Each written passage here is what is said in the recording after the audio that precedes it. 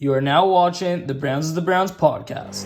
Percent looking, firing, end zone. Oh, what a catch by Ogbo! Snap back, he's into it. Line drive, end over end. The kick is up, and it is. It is good. Ken York hit the field goal from 58 yards. All right, we're back for another Browns of the Browns podcast. I'm Mikey, NFL Cleveland Browns, alongside co-host Matty G. Matt, what's up? How we doing? Doing good. I really like what I've seen from the Browns this far. How you doing? Dude, I could not be doing better. So we're sitting here actually 7:40 p.m. March 22nd. Okay, so free agency has already transpired. We have been dealing another just flawless execution by Andrew Berry, in my opinion. He's done a very good job thus far filling holes via trade today, notably, but also via free agency, just bringing in a bunch of really quality guys who are going to make a big impact moving forward here. So I want to go chronologically as we dive into kind of what Cleveland's done and we give our analysis on where they've made improvements. So let's start with the first day. So this was the day one of free agency where Cleveland had nothing done yet. They go out, they sign Ogbo Okoronkwo. Say that 3 times fast. Ogbo Okoronkwo. Bang. So he's 27 years old. He's played with the Rams, won a Super Bowl there. He was in Houston last year. He kind of bounced around Houston's rotation a little bit. He found more of a solid role in the second half where he saw, I believe, a streak of 5 games where he was able to get a sack. He even sacked Deshaun in our game. So, I mean, he's a good player. He's up and coming. The Browns were able to lock him down for 3 years. They see that potential that he has. I view him as probably the opposite that the Browns are going to look to start week 1 with. I know a lot of people are talking about possibly bringing in other guys, but what are your thoughts on the Okoronkwo signing and just how you see him fitting into our kind of rotation? I personally love the signing. He was a guy that, didn't get a huge opportunity with the Rams, and then he didn't get a bigger opportunity until later into his tenure with the Texans. And, once he did, he really started playing well. I think he had 5 sacks in his last 8 games.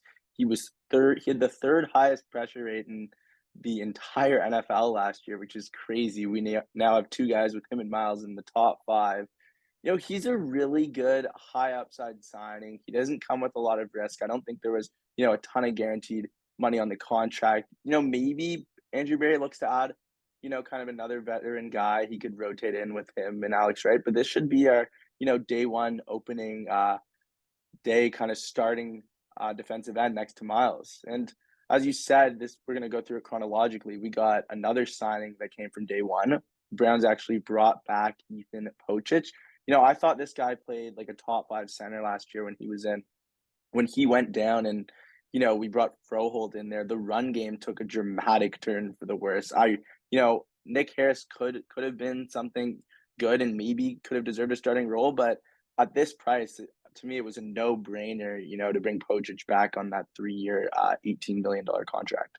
No, and I agree. I think exactly how we kind of laid it out in the last episode, that's pretty much how it went down for Pocic. So what happened from what I've been able to gather is that Pocic, he tested out the waters free agency. It didn't take long for him to really be able to see what his market would look like in that, I believe, 7 to 8 range. I think before guys like Ben Jones from Tennessee were released and some of the more premier center talent hit the market, he could have been expecting around that 10 million number. And I think he would have probably gotten it. Not in Cleveland, because Cleveland wasn't going to shell out 10 million at the center position. So I think that kind of helped the Browns, where there was a lot more talent than we initially believed to hit the center market than was to be expected. So I think that was a big part in him returning. And I also think he may have taken a bit of a hometown discount for Cleveland. I think for any offensive lineman, this is a group you want to be a part of. And I think this is also a team you want to be a part of. Like, the scheme makes it very friendly for the offensive lineman. And also when you have a chance to really go do something special, especially for an organization like the Browns who haven't really been there and done things that are meaningful in terms of playoff success and obviously Super Bowl victories, I think that's a special thing. So it makes sense to me for him to maybe take a little bit less, which I think he did at that 6 million AAV mark. So I really do like the signing. I think he's a good center, and I think he did play at that like top 5 level last year to where it's worth giving a guy a payday who you kind of gave a prove it deal last year without the expectation of him really playing. The expectation last year going in to week 1 was Nick Harris was going to be the guy. He was going to finally get a shot after Treader was gone, obviously, with him going down the first preseason game on the first drive. That never really came to fruition. But, I mean, it worked out for Cleveland as they get a kind of diamond in the rough with Pocic. So I think another diamond in the rough that Cleveland was able to find this offseason was Dalvin Tomlinson. So after day 1, they kind of struck out on Javon Hargrave. I think they were in on Javon Hargrave till the last moments. I think San Fran came in towards the very end of it and offered him that 21 million AAV at 84 million grand total. I think that was too much for Cleveland to really match. Like 21 million for an interior defensive lineman that's a lot of money. And it would have kind of handcuffed Cleveland into making some of these other moves, which they've been able to do and really fill some key holes in a big way. So it worked out for Cleveland, missing on Draymond Jones, missing on Javon Hargrave, and then ending up with Dalvin Tomlinson. I'm happy with how it worked out now, being able to see how kind of all the puzzle pieces fit together. I think Dalvin Tomlinson's a hell of a player. He's exactly what we need at that defensive tackle position. He's 325 pounds. I think he's like 6'6", 6'5". He's a big dude. He had an 83.0 run defense grade by PFF last year. That's better than anything we had on the defensive line. I just think he brings a presence of being a legit defensive tackle that Cleveland really has not had in recent memory with this sort of regime. So I think he's a great pickup, and I mean, there's not much you can say negatively about him. I'm sure you're going to agree with him being a positive addition as well. Yeah, I 100% agree. You nailed it. Going into free agency, defensive tackle, without a doubt, was our biggest need. And this is a guy who's going to be great against the run, as, again, we weren't great against the run last year. And, maybe he'll help Miles as he'll cause some of the interior offensive linemen, help clog him up inside and make it easier for Miles in that wide 9 rush we're going to be running. It was a great signing. Obviously, a lot of us wanted the splash. We wanted the Hargraves, the Draymond Joneses, but he was the next guy. And I think, Barry nailed it on this one. He's going to be very impactful. And, we got him at a pretty decent price. Of course, another signing, you got to keep some of your in-house talent as well. The Browns were able to bring back TakiTaki on a team-friendly deal. What do you think about that one? I think Sione, well, I think a common theme of this offseason, which we'll kind of dive into as we talk about 2 more of their signings, is special teams. So you bring in a coordinator like Bubba Ventrone. I think he's kind of put his own watermark on the special teams unit already. Obviously, there's not much you can do with Cade York, who's going to be the kicker, and Bojorquez, who's going to be the punter. But as for this unit, he's brought in guys that, they're viable players on the special teams unit, and they've had success wherever they've kind of been. So I think Sione also has the ability to step into coverage roles and play meaningful snaps depending on depth and injuries. But I think where he's going to see more value is with the special teams unit. He was great for us there last year. And I just think with Bubba Ventrone coming in, you can't have enough of these quality special teamers that can make an impact for you, because that is one of the 3, facets of the game that Cleveland's kind of neglected under Prefer, and now they've made a statement this year that no more neglecting that. So just to go back to Dalvin Tomlinson for 1 sec, he's coming off his best pass rushing year of his entire career statistically. So I think we kind of neglected that a little, just talking about the run defense. But I also want to make that clear that last year he had a pass rush grade of 79.1 versus a run defense grade of 77.1 according to PFF. So I think he's coming off a year where he's finally figured out a couple things as it pertains to rushing the passer. So I think that's another really valuable component of his game that is going to be massive for Cleveland. So another big sign that Cleveland has, we keep moving forward through, their offseason is Juan Thornhill. I mean, there's not much to be said. I mean, he's a stud. He struck out on a guy like Bates, got 16 a year. I think that was a little too steep for Cleveland to match. He goes to Atlanta, who has a lot of money to spend.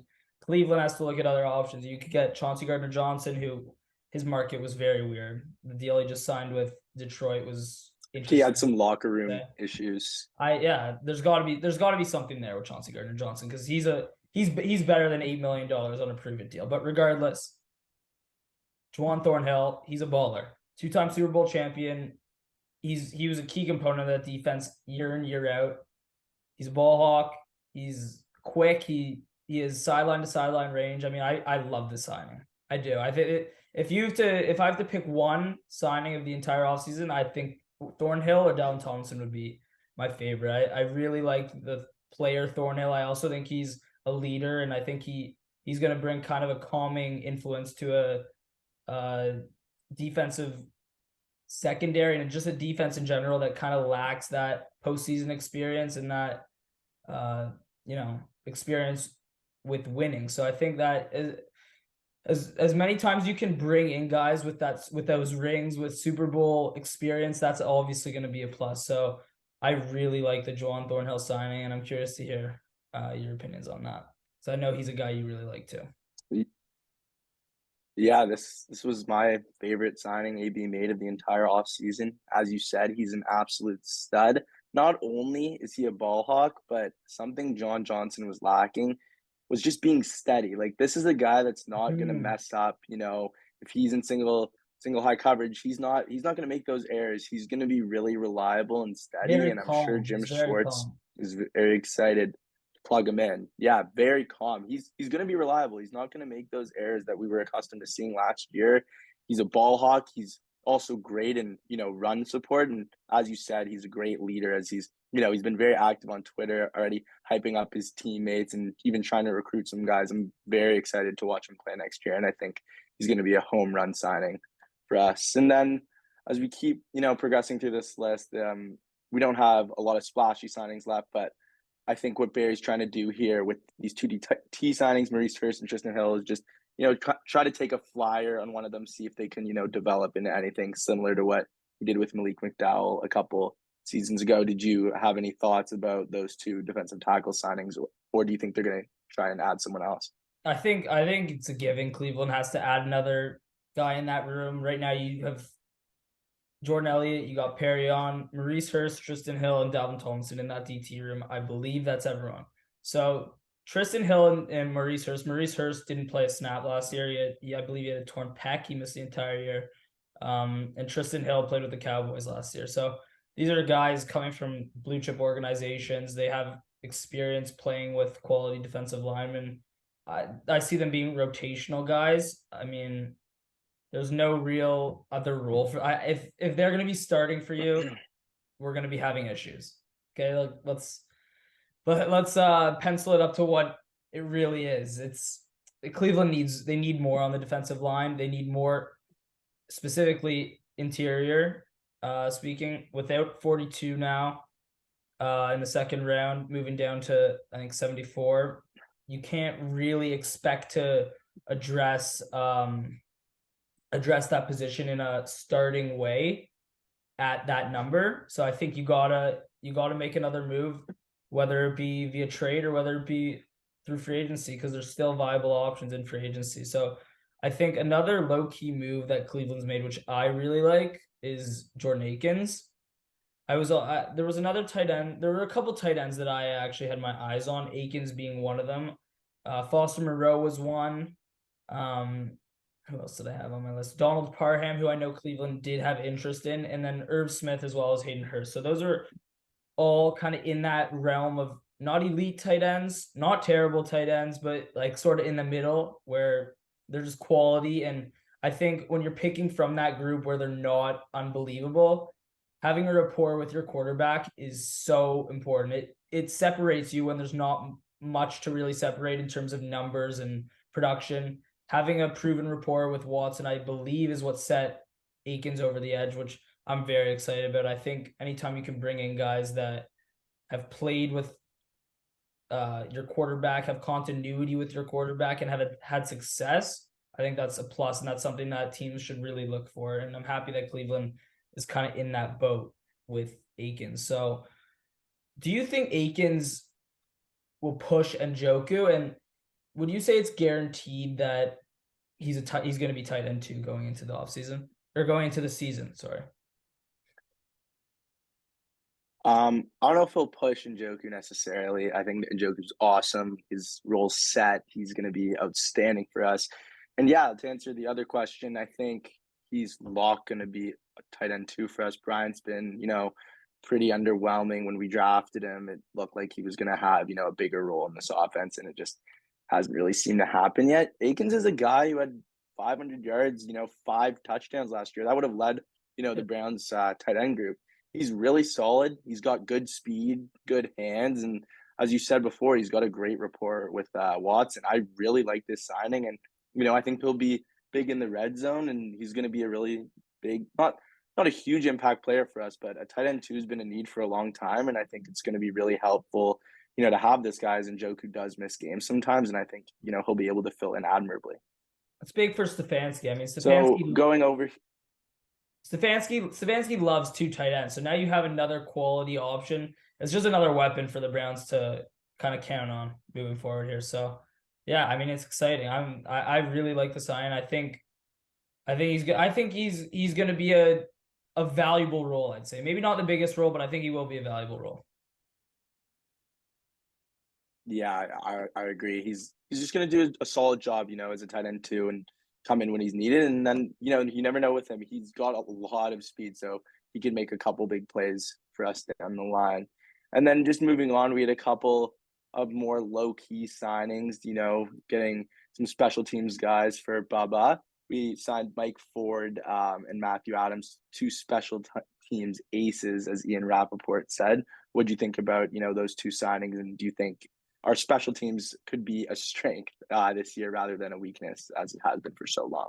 No, I think it will definitely be a strength. I really like what they've done. They've placed resources in a place that they've never done. They've never placed resources on the special teams. Like, that's not something they've done in free agency. And I think that's been a common theme this offseason. The defensive tackle position. When was the last time we signed a big defensive tackle? Like, I cannot remember. Taven Bryant is not a big defensive tackle. Like, Larry Ogunjobi was drafted, but Sheldon Richardson, I think. Sheldon Richardson would be the one, because he was a $10 million defensive tackle. So they're spending money at positions that are important, but they've been neglected by Cleveland in years past. So I'm excited about that. Just back to these 2 special teamers. Mike Ford he's a corner. He can play the nickel. So if there were to be, God forbid, injuries to our top 3 corners, I think he's a guy who can slot in and maybe, play some valuable minutes for us. Matthew Adams, he was in Indy last year. He's close with Bubba. And again, there's not really much to say given these guys are special teams guys, but they are important. They're just not necessarily flashy, and there's not a ton to say.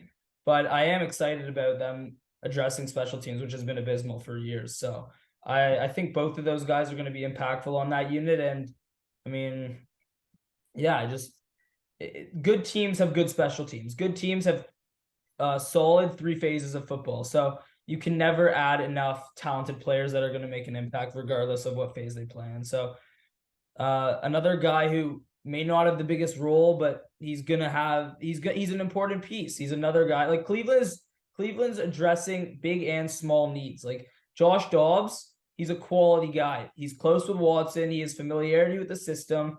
It's just, it makes a lot of sense to bring in a guy like that to back up Watson. He's got a similar skill set where he has escapability with his legs, and he also has a good arm. I mean, he's a backup quarterback. He's not gonna, win you. He's not gonna win you a Super Bowl, but should Watson be a little banged up here and there, he needs to take a game off, whatever. Josh Dobbs can come in and he can play the system. He can hand the ball off, and he can get you that check down that Jacoby was able to do last year very well. So I'm excited about Dobbs. I think he's young. He's got upside. I like the signing. If you're gonna go get a backup quarterback, which Cleveland needed, Dobbs, who's been in Cleveland, he's a quality guy, quality option. Yeah, I really like the Dobbs signing as well. He's someone who's familiar with Deshaun. He's trained with him in the offseason.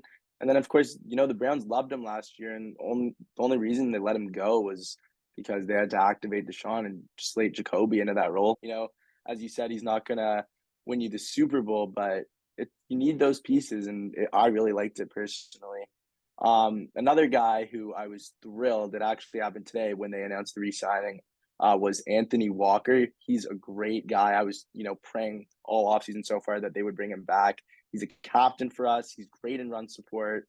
Our defense got so much worse when he went down last year. I was absolutely thrilled when they decided to bring AWOC back. What were your thoughts on the re-signing? And, do you think he'll be an impact player once again? No, so it's a 1-year deal for AWOC. I think for sure he'll be an impact guy. He's as beloved in that locker room as anyone. Okay, like it got a little bit testy here towards the end where he was meeting with Washington. I was a little bit worried. Wasn't certain if we were going to get him. As earlier in the offseason, I felt pretty confident given how popular he is in the locker room and how little the linebacker market was kind of developing to be.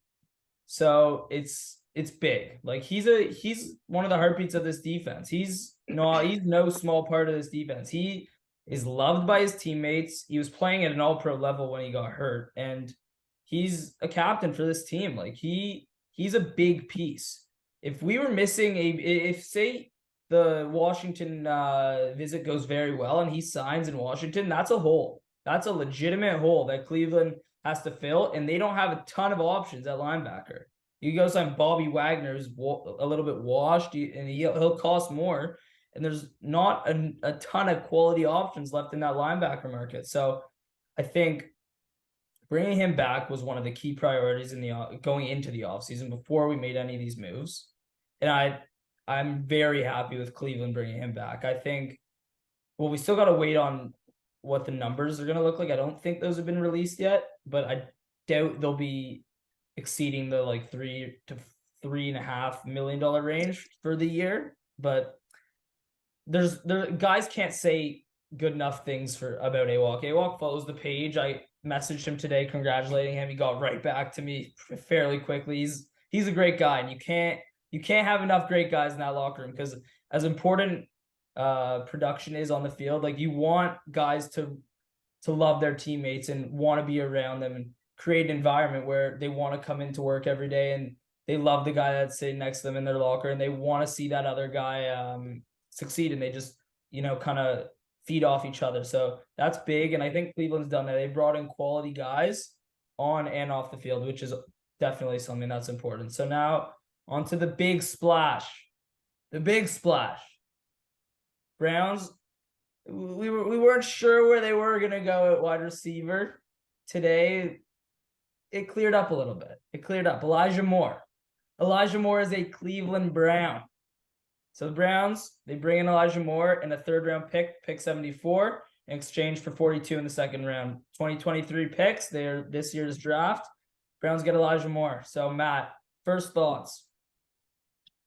I was really convinced that they were going to trade for a certain Broncos receiver, Jerry Jeudy. I was kind of focused on that all week, and then out of nowhere, McCole Hardman ended up signing with the Jets. I know you saw this. It was actually reported earlier that he signed with the Browns. I was, pretty excited about that. Schultz tweeted it, Underdog tweeted it, and then he ended up going to the Jets. And then I think about 10 to 30 minutes later, they announced the Elijah Moore trade to the Browns. And my initial reaction, it wasn't like the best, but when I thought more about it, it's a really good fit. If you bring in a guy like Jeudy, you still need someone to play the slot, and you're going to have to rotate him, DPJ, and Amari, all over the outside, and that's not good for any of them. You bring in Elijah Moore, you plug him into the slot, you're going to run a lot of three receiver personnel where you have all three of them on the field at the same time. He's also a speedy guy.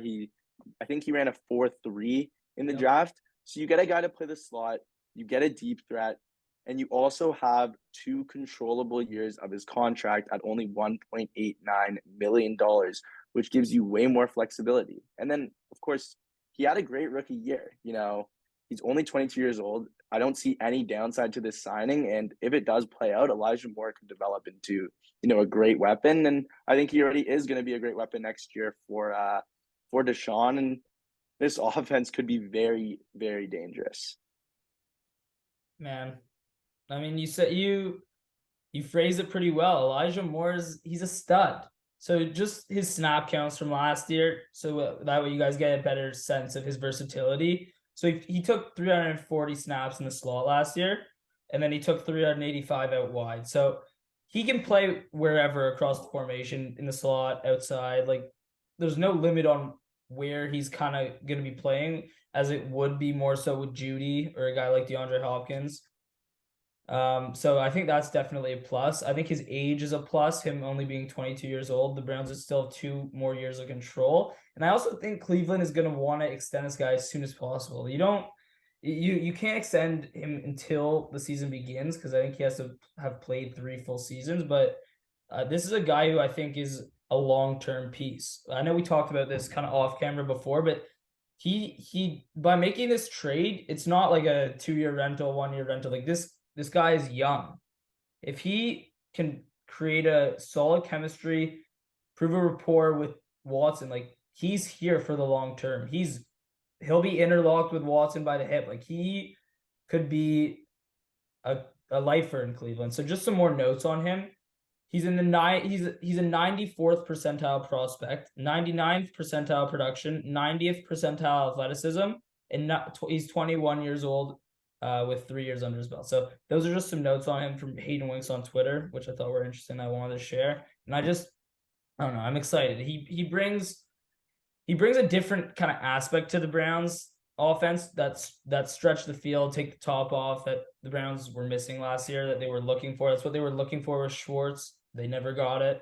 It's what they've been looking for all offseason. They kind of were looking for that with McColl. I think McColl would have done a good job in that role as well. But I think Moore's versatility doesn't limit him to that take the top off role. He doesn't have to just be doing that. It's not going to be all vertical with him. He can come across formation, motion. He can come across the middle of the field and really make plays wherever, which I thought he did a really good job of at Ole Miss when I was kind of evaluating him coming out, because Cleveland was in that market for a 2nd-round wide receiver in that draft. So I spent a little bit of time watching him in his draft year, and I think a lot of that's still there. I thought he was misutilized in New York, which led to a lot of his frustration. So I'm really hoping that things work out, because I think he's got just exponential upside and someone that is going to be in Cleveland for a long time and can be a very good player for Cleveland for a long time. So now that we've covered everyone, I want to talk about where we can kind of go next, and then let's wrap up with some fan questions, which a bunch of you guys have sent in. So Matt, who are you watching for as we are into this kind of stage 2/3 of free agency, where a lot of the top guys are off the board, but there's still quality talent and teams still do have holes, as the Browns do as well. So who are you looking at? What do you want to fill as the Browns make their next moves?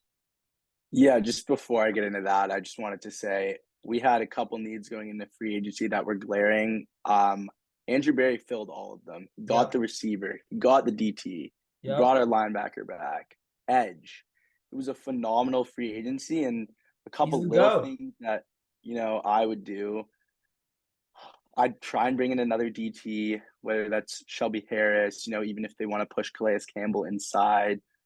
I think a running back could be something they look to address in the draft. Yes. Maybe they give Jerome Ford a chance, but a guy I'm looking at is Jerick McKinnon. I think he'd be a perfect weapon coming out of the backfield. He's still available. Wouldn't commend a bigger contract. I think he'd be a really good option. And then maybe another depth receiver. But I think even if AB does nothing else and, just drafts, we have 2/3, 2/4. He had an outstanding free agency, and I was really, really impressed with what he's done so far, and really looking forward to next season. No, I think he's done a hell of a job. He has. Like, there was a lot. Browns fans, they get anxious when it's not all happening one day. It's like, oh, the sky's falling. You got to be patient with this regime, which I think they've kind of taught us as a fan base, because they've gotten it right 3 years in a row. They have. They've addressed the needs. And this year, this has been the best one. They've done it in flashy ways. They've done it in not so flashy ways. But regardless, they've filled holes. And I can't speak highly enough for Andrew Berry. Like, he just continues to impress me year after year. And it's beautiful to watch someone just construct a roster so incredibly and fill holes with ease. And he's just done a hell of a job. So guys that I'm kind of looking at now, interior D lineman. I think they need another defensive tackle. So Shelby Harris, as you mentioned, I think that's a good option. I think Ashawn Robinson from the Rams is another quality option. Derek Nanati, I'm not sure. I think one of Derek, I think he re-signed with yeah, the Derek Chiefs. Nanati re-signed. I wasn't sure. One of Puna Ford and Derek Nanati re-signed. So I think it is Derek Nanati. So he's off the board. Puna Ford's a run stuffer. I think he's another guy that can give you snaps and be rotational. But I think he's a tier above Maurice Hurst and Tristan Hill. But regardless, I think you got to address defensive tackle still. But you can also go get a guy like DeForest Buckner. Like you can still do that. The Browns still cap space. They now have an additional third. You can go get a guy like DeForest Buckner for. I mean, if you were to get DeForest Buckner, you may as well hand us the Super Bowl now. You got it. We'll buy our tickets to Vegas. You may as well, yeah. You may as well buy our tickets to Vegas because no, I was kidding. You could never be that far ahead of ourselves with this team. But the Browns, if they were to pick up DeForest Buckner, they are legit. They would be. Man, that would be just like the cherry on top of all this. So let's get into some of these fan questions before we get too ahead of ourselves and make a fool of ourselves if the Browns were to, God forbid, make the playoffs, and we're calling for them to win the Super Bowl basically today in March. So let's see what we got here. Frank Clark, Yannick Ngakoue. I'm gonna say no and no. I saw a thing today talking about Frank Clark just because he's a Cleveland native. But I think both of those guys get too much coin to be options for the Browns. And I want to see Ogbo Okoronkwo and Alex Wright get reps. These guys, they're not going to develop if you sit them on their ass and you keep bringing in the veterans. You have Frank Clark playing the majority of the snaps. They need time to play, and they need valuable reps alongside quality players on the defensive line to develop. So I'm going to say no and no to that. Yeah, I agree. I don't see them, spending top dollar on guys like that. And yeah, let's give Double O a chance and see if he can really develop into something. Double O, baby. Opinion on Jed Wills. Do you think we move on from him sooner than later? I just don't see an opportunity to do it. I think they'll draft a guy maybe in the 3rd or 4th round and, hope Bill Callahan can work his magic and develop into something. There's just not an opportunity to do it. And unless you're upgrading, which I don't think they'd be able to, why not, let him play out his option? Like, he's not terrible. He's just very fair, and he hasn't developed the way you've hoped, but there's just no, better direction for them to go right now. So I think they're going to stay put with him. I would keep him, too. I think you pick up the 5th year. Did they pick up the 5th year option already? They haven't yet, but they haven't done it yet. I think the deadline's fast approaching, so we'll know more about that soon, but it's expected for them to pick it up, and I'd be shocked if they didn't. There's not a lot of options. Now when you're in this bit of a cap crunch, more so than you've been in past years, you can't go shell out top-tier money for a left tackle to replace a guy who's not terrible and he's not really a glaring hole. So I'd keep him. Is Bobby Wagner in play? I know we signed Walker, but Wagner for the right price is very enticing. I don't see it. Have we done enough this free agency to address our biggest needs? To address the needs, look, it hasn't been splashy. We haven't brought in a ton of superstar players, but we've brought in a ton of very solid players. And what were our biggest needs going into free agency? DT, receiver, edge. They filled all those needs. I can't imagine anyone, not being happy with how AB's approached free agency. He's literally filled every hole we've had. No, yeah. I mean, he's done a hell of a job, as we just sung his praise for the last 45 minutes. Kareem Hunt signing, then our offseason is over, the guy says. I mean, Kareem's a great guy. I've loved watching him play here. It would obviously be great to have him back, but I don't know, he's still out there for a reason. You never know if the money's right. And we just saw Damian Harris sign for around, I think, under $2 million. If you can make it work, why not? But I said this in our last episode with the Pocic. It's very similar to Pocic. I think Kareem's market is not there. I don't think it's there at all. I don't think there's a lot of fits for him. There's not a lot of teams that need a pass catching running back and a guy that kind of brings a similar skill set to that Kareem does. So I don't think the market's there. If the money works, he'll be back. But as of now, I wouldn't count on it. But I also wouldn't count it out. I know that's not saying a lot. That's not giving you a lot. But I don't think it's impossible. But I also don't think it's likely. There you go. So I agree. why are people hating on the Moore trade? I mean, people wanted things that were unrealistic. They wanted Hopkins. They're not gonna bring in another $20 million receiver. I guess Judy was looking pretty probable, and that probably would have been a better trade. But again, with Judy, he's close to an extension, and if you give Judy that extension, bye Amari. With this trade, it gives us a lot of flexibility to kind of shape out the wide receiver room how Andrew Berry wants it to look. Like, I get it, he's not a proven superstar yet, but he's a proven solid player, and he's got all the potential in the world. I don't think there's any reason to hate it, but I can see why delusional people who wanted the Hopkins of the world were a little let down, but that was always an unrealistic expectation in my eyes. No, for sure. Let's see what else we got. Let's do 3 more. So okay. Now we're slotted at 74. I think that's our first pick. 74. What are you taking at 74? Do you see them moving into the second round? I'm going to go best player available. I think that makes most sense. Cleveland's proved year and year around that that's their philosophy. He's said that in interviews. He doesn't give much information, but he's said that that's what their philosophy is. They want to take the best player available. And now, having filled every single hole, you can take best player available. So that's what I'm going to say. BPA, pick 74, bucket, and I don't think they will be trading back into the second round. Maybe late if they see a guy falling that they really like, but it's hard to predict those things until draft day. They could also trade down again. I wouldn't rule that out, getting some more draft capital. And I don't hate that either with how the roster's kind of been constructed. Yeah. There's not much you need. There's no holes. Man, he's done a hell of a job. So, favorite signing? Thornhill, no doubt. Thornhill. Okay, I'm going to go Thornhill / Tomlinson. There you go. Thornhill / Tomlinson. I can't choose one. If I did have to choose one, I don't know. I love Tomlinson too. I just think since that position's been neglected so much that it's nice to see them finally spend assets at a position like that. So I said earlier in the show that Thornhill was my number 1. Tomlinson is my number 1, just for argument's sake. And then final question before we wrap up. Letter grade on the offseason so far, sitting here at 8:15, March 22nd. I'm gonna go with an A.